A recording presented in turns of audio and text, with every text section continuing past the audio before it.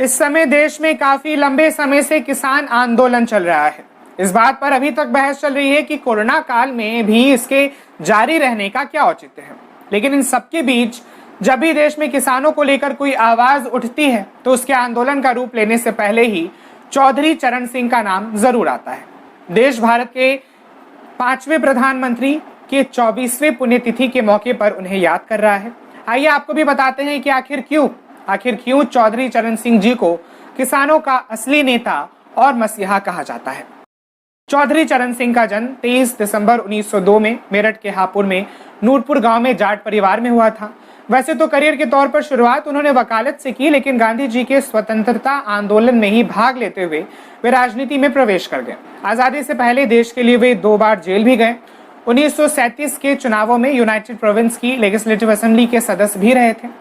वैसे तो चरण सिंह के राजनीतिक जीवन का जब भी जिक्र होता है तो आपातकाल के बाद के समय का होता है, लेकिन वे बहुत पहले ही किसानों की मुखर आवाज बन चुके थे। देश की आजादी के पहले ही वे जमींदारों के किसान मजदूरों के उत्पीड़न के खिलाफ आवाज उठाते रहे थे।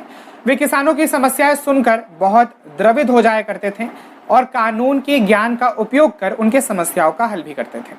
इसके अलावा 1951 में वे उत्तर प्रदेश कैबिनेट में न्याय एवं सूचना मंत्री बने। इसके बाद वे 1967 में राज्य कांग्रेस के अग्रिम पंक्ति के 3 प्रमुख नेताओं में गिने जाते रहे और भूमि सुधार कानूनों के लिए काम भी किया। किसानों के लिए उन्होंने 1959 के नागपुर कांग्रेस अधिवेशन में पंडित नेहरू तक का विरोध करने से गुरेज नहीं किया। इस समय तक वे उत्तर भारत के किसानों की आवाज बन चुके थे। चौधरी चरण सिंह ने साल 1967 में कांग्रेस से खुद को अलग कर लिया और वे उत्तर प्रदेश के पहले गैर कांग्रेसी मुख्यमंत्री बने।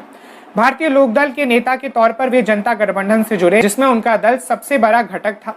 लेकिन राजनीतिक जानकार बताते हैं कि 1974 से वे गठबंधन में अलग थलग हो गए थे और जयप्रकाश नारायण ने जब मोरारजी देसाई को प्रधानमंत्री चुना तो वे बहुत निराश हुए थे। और फिर जब 1979 में प्रधानमंत्री बनने के बाद उन्हें कांग्रेस का समर्थन वापस लेने से इस्तीफा देना पड़ा। कहा यह भी जाता है कि चौधरी चरण सिंह का कांग्रेस के समर्थक के साथ प्रधानमंत्री बनना उनकी छवि को धूमिल कर गया था। लेकिन ज्यादातर लोग यही मानते हैं कि चरण सिंह हमेशा ही अपने क्षेत्र के लोकप्रिय नेता में से गिने जाते रहे हैं और उन्होंने अपनी वो जमीन कभी नहीं छोड़ी। यही वजह है कि उनके इस्तीफे के बाद भी वे 1987 तक लोकसभा में लोक दल का प्रतिनिधित्व करते रहे और किसानों के हक की आवाज उठाते रहे।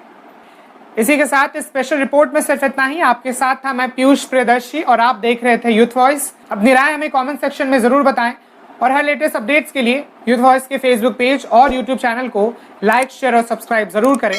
शुक्रिया।